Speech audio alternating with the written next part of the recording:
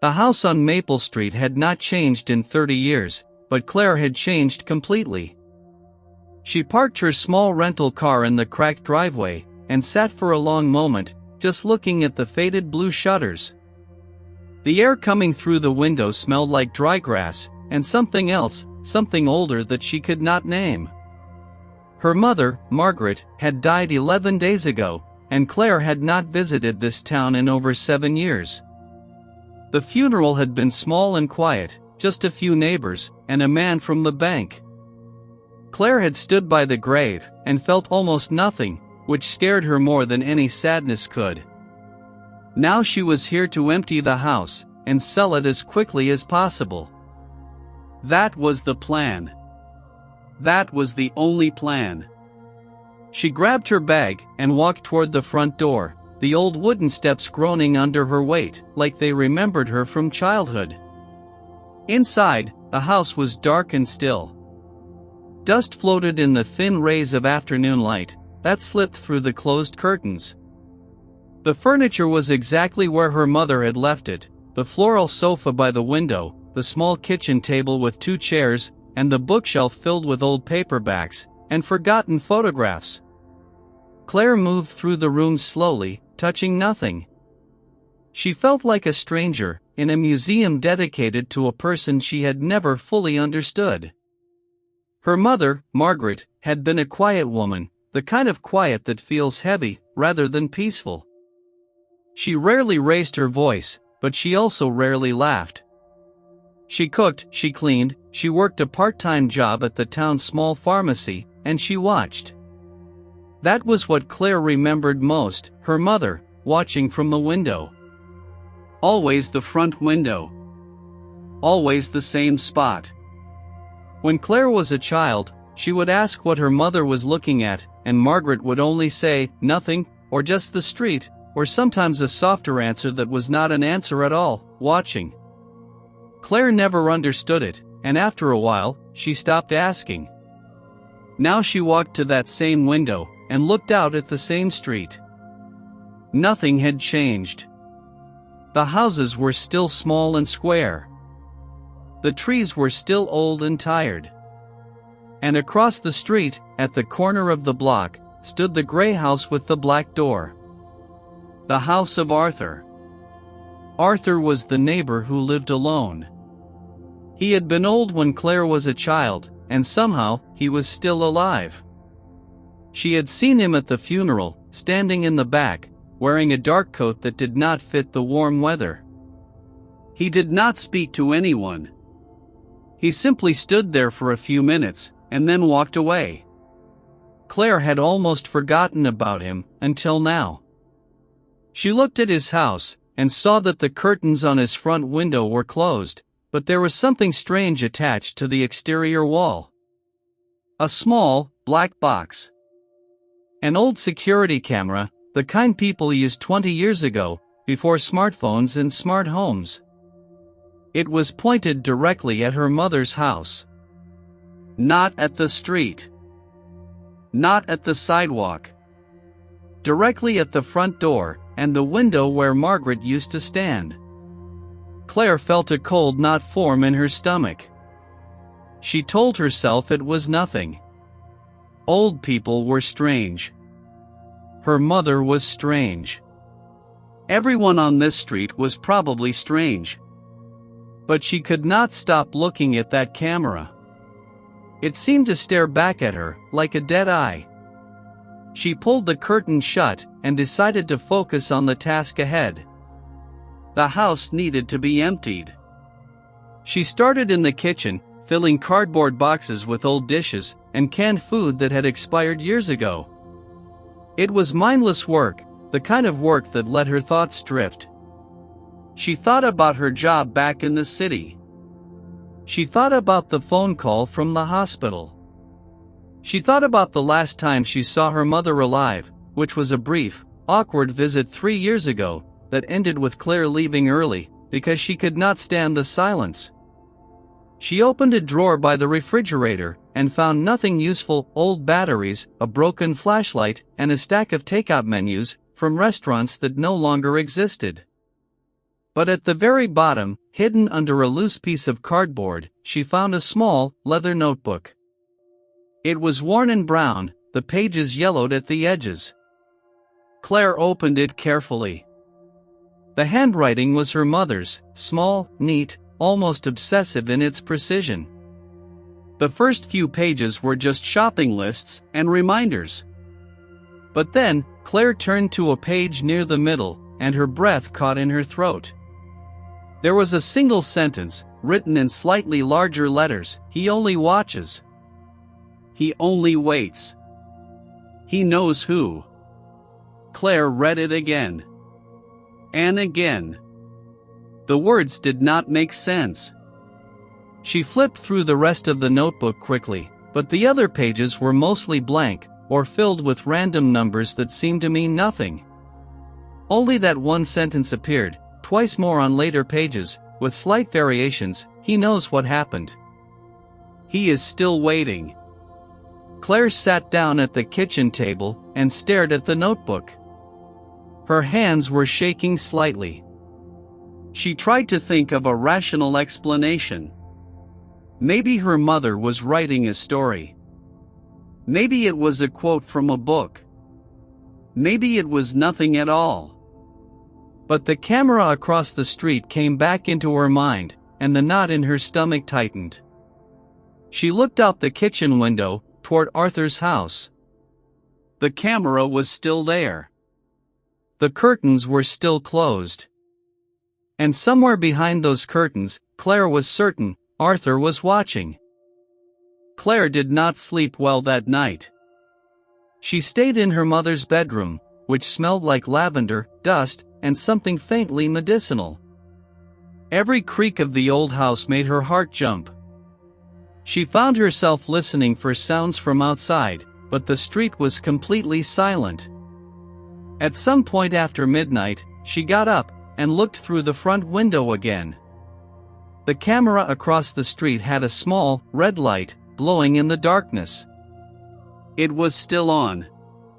Still watching. She closed the curtain and went back to bed, but sleep did not return.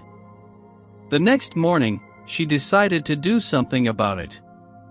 She walked across the street and knocked on Arthur's black door.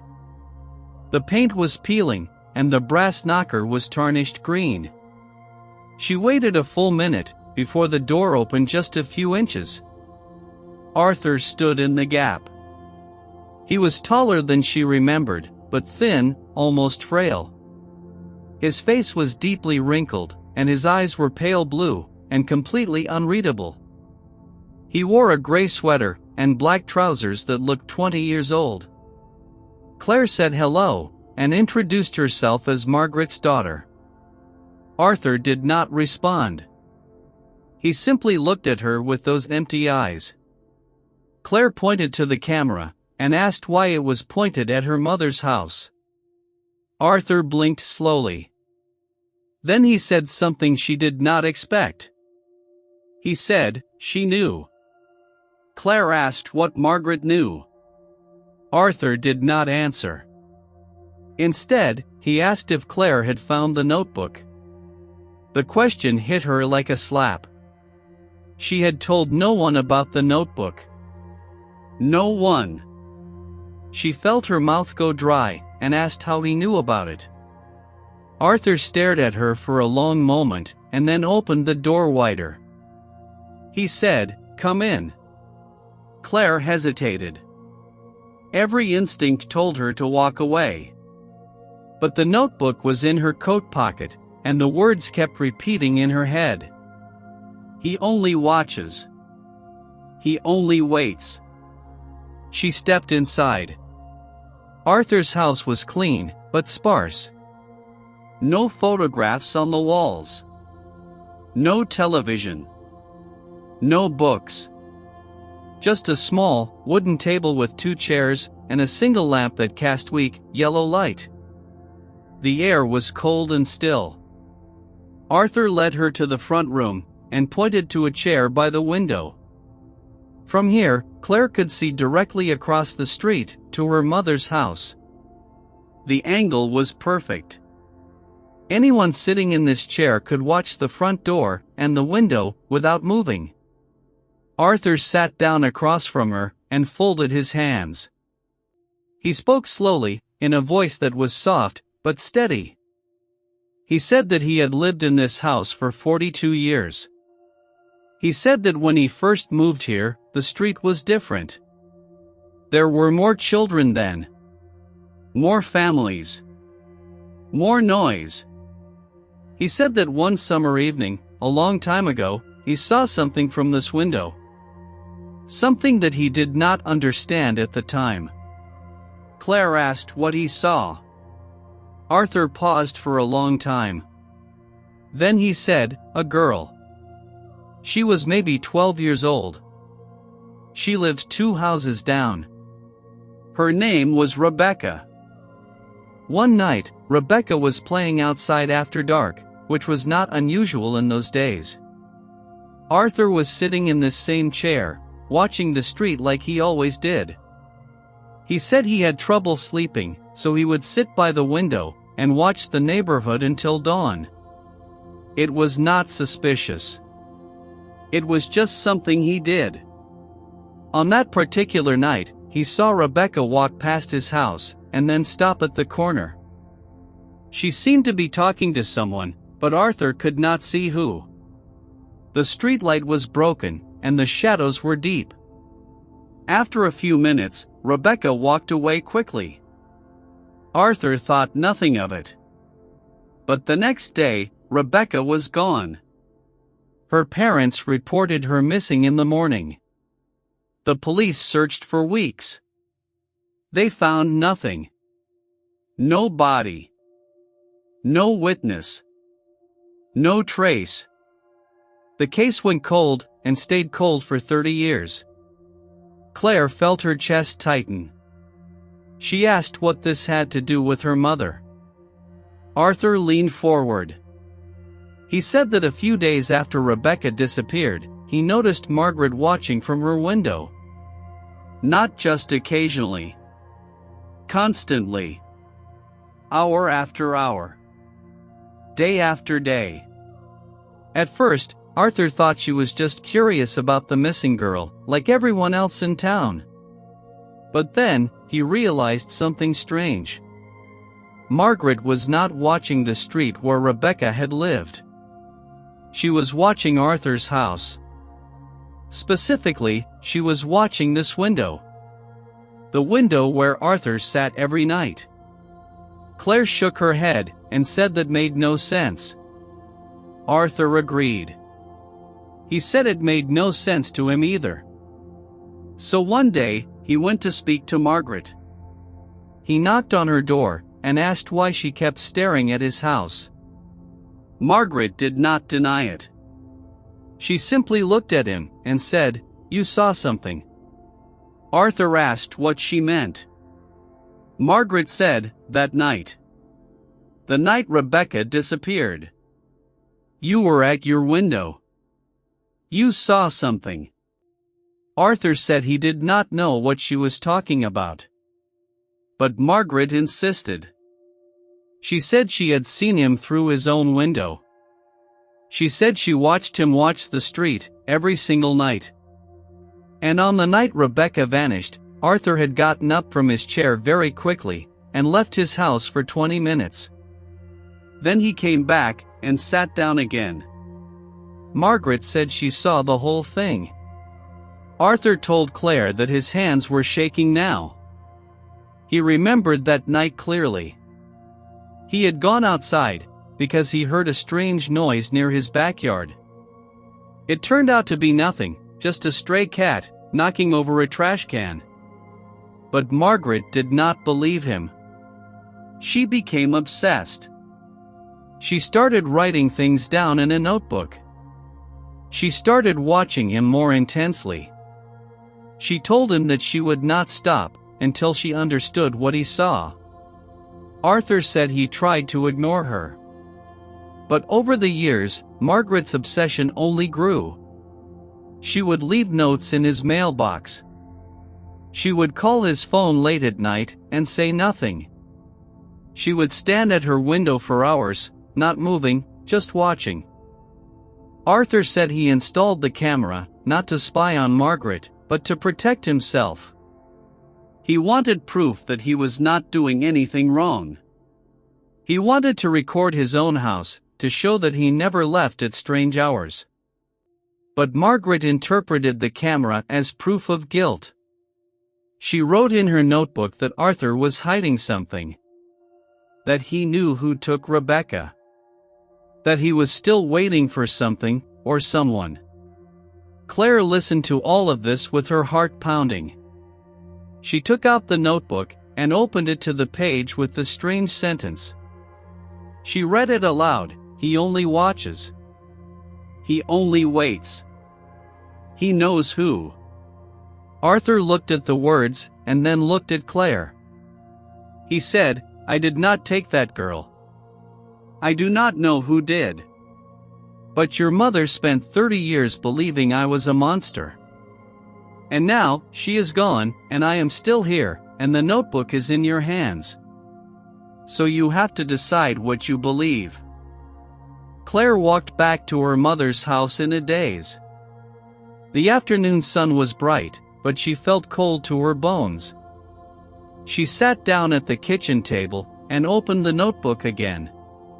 She read every page carefully, this time. There were dates, going back nearly 3 decades. Margaret had written down every time Arthur left his house, every time a car passed slowly on the street, every time a stranger walked by. It was the journal of someone who had lost herself, completely. But there was something else. Hidden in the back of the notebook was a folded piece of paper. Claire opened it and saw a hand-drawn map of the neighborhood. There were marks in 3 places: Arthur's house, the corner where Rebecca was last seen, and an empty lot 2 blocks away. The empty lot had a small X drawn next to it, with the words, "He went there that night." Claire stared at the map. Arthur had told her he went to his backyard to check on a noise. But the map showed a different location. The empty lot was not behind his house. It was in the opposite direction. She checked the dates on the notebook entry. The map was made 5 years after Rebecca disappeared. That meant Margaret had been watching Arthur for half a decade before she drew this. She had seen him go to that lot.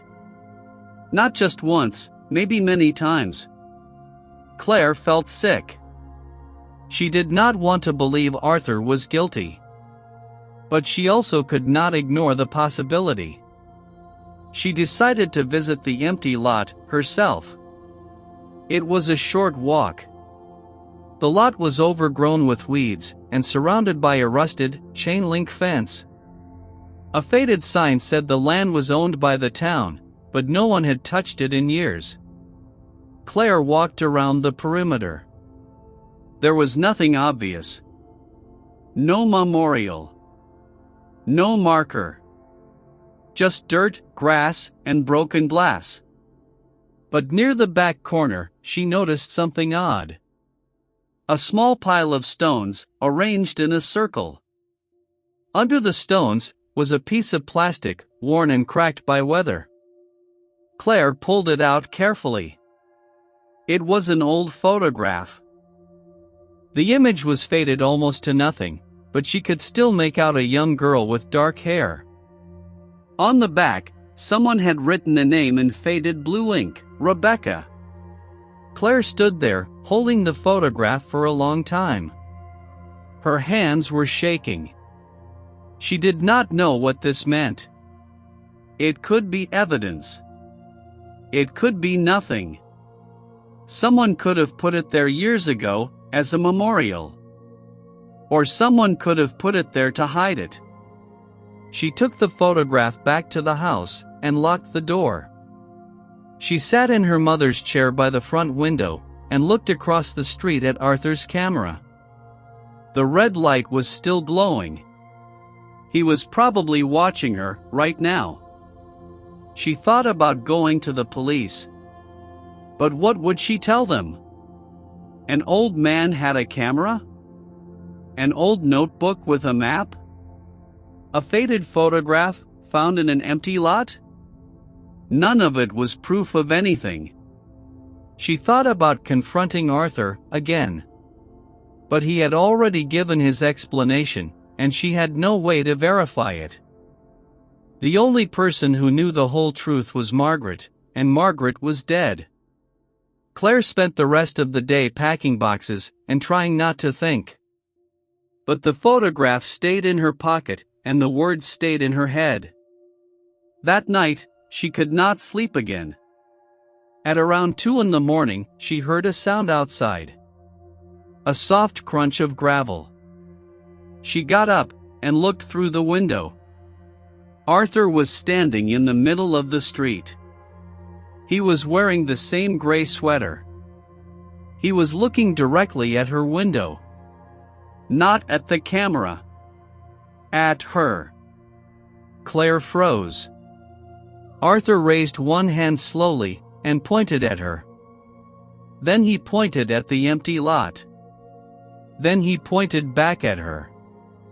He did this 3 times. Then he turned and walked back to his house, without looking back. Claire did not move for 10 minutes.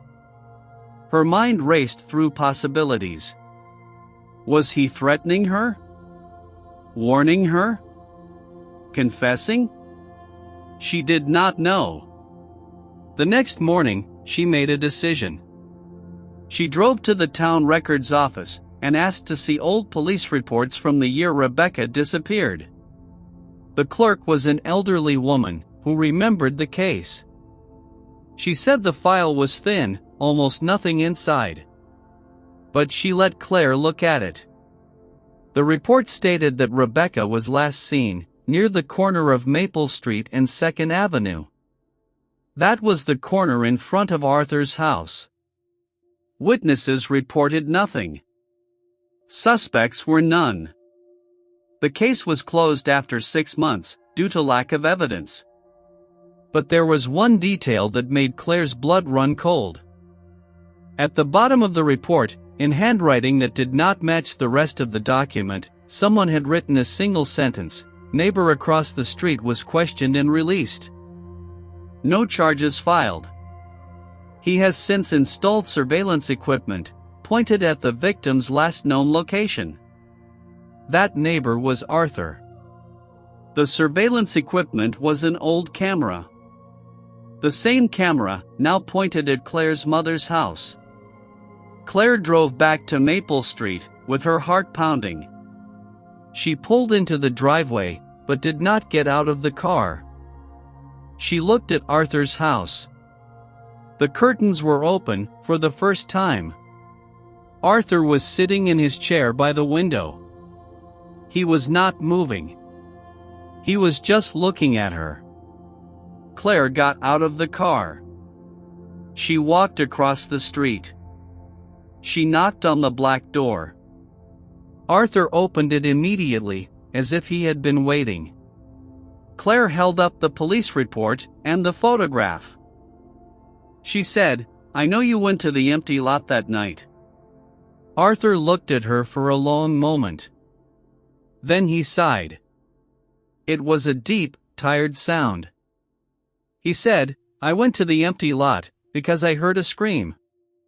Not a loud scream. A short one. Like someone was surprised. "I went to see if someone needed help. But when I got there, no one was there. I found nothing. Not that night. Not any night. I went back to the lot many times over the years, because I could not let it go. I kept thinking I had missed something. I kept thinking if I looked one more time, I would find her. But I never did." Claire asked about the photograph. Arthur said he had never seen it before. He said someone else must have put it there. Maybe the person who took Rebecca. Maybe someone who wanted to keep the mystery alive. Maybe even Margaret herself. Claire asked why he pointed at her last night. Arthur said, Because I wanted you to look in the right place. Not at me. At the lot. That is where the answer is. Or maybe it is not. I have been asking myself the same question for 30 years. I have been watching and waiting and wondering. And I still do not know. Claire looked at him. She looked at the photograph. She looked at the notebook. And then, she understood something. The mystery was not about finding Rebecca. The mystery was about the people left behind. Her mother had spent 30 years watching Arthur, because she needed someone to blame. Arthur had spent 30 years watching the street, because he needed someone to forgive him for not doing enough. And Claire was standing between them, holding the weight of 2 lives, spent looking for answers that might not exist. She put the photograph in her pocket. She thanked Arthur. She walked back to her mother's house and finished packing. The next morning, she drove away from Maple Street for the last time. She left the notebook on the kitchen table. She left the photograph inside it. She left the mystery exactly where she found it. Because some questions do not have answers. Some watchers never stop watching. And some stories end, not with a solution, but with a silence that lasts forever.